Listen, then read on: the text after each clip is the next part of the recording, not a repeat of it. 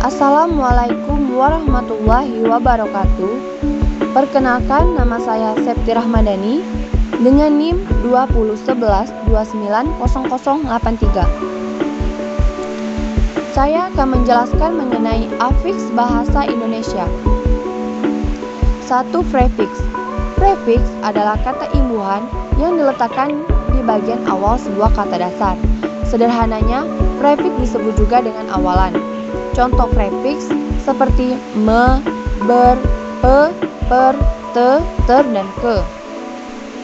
Contoh kata dengan imbuhan prefiks adalah berpergian, membantu, mengunyah, bekerja, belajar, dan masih banyak lainnya. 2. Sufiks. Sufiks adalah kata imbuhan yang diletakkan di akhir atau di belakang suatu kata dasar, sehingga sufiks sering disebut dengan akhiran. Jenis-jenis sufiks adalah an, i, nya, kan, ka, wan, dan wati. Misal kata dasar ayun diberi sufiks an menjadi ayunan. Contoh kata dengan imbuhan sufiks adalah makanan, tulisan, bacaan, meteran, harian, dan masih banyak lainnya.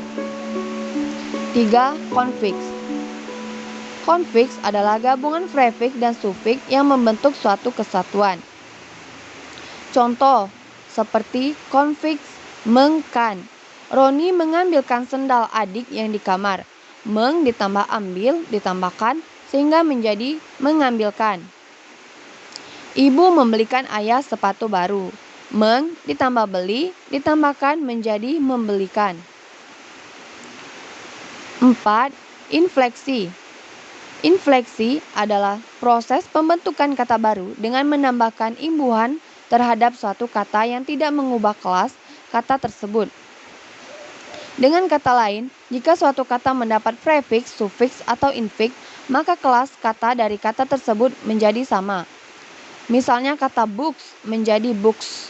Book yang pertama adalah buku yang hanya berjumlah tunggal, sedangkan books adalah buku yang jamak. Contoh infleksi di dalam bahasa Indonesia, misalnya adalah kata buah dan buahan. Buah hanya kata benda tunggal, sedangkan buah-buahan adalah kata benda jamak. 5. Deriviasi. Deriviasi merupakan suatu bentuk penyimpangan tingkah laku dari peraturan, norma, kebijakan yang telah ditetapkan.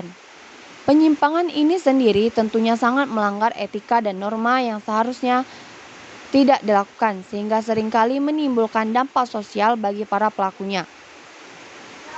Salah satu contohnya adalah ketika seorang individu sudah berani melakukan tindakan-tindakan yang melawan hukum. Tentunya ia akan memiliki kecenderungan untuk bertindak semena-mena tanpa memperhatikan kepentingan yang lainnya, dan tindakan seperti itulah yang justru semakin merugikan masyarakat lainnya.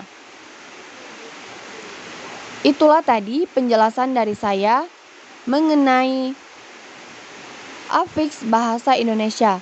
Terima kasih. Wassalamualaikum warahmatullahi wabarakatuh.